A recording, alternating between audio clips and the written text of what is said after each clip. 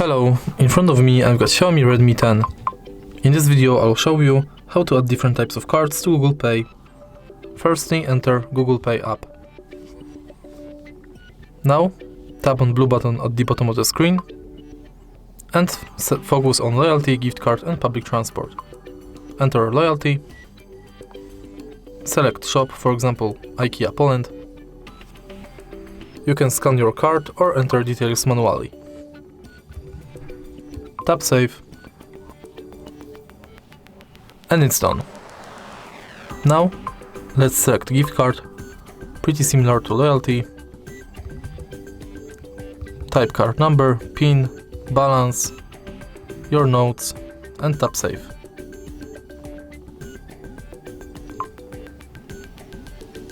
And the last one is public transport. If you are able to find your public transport way, select it.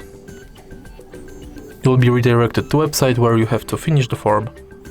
If you find this video helpful, please leave like, comment and subscribe.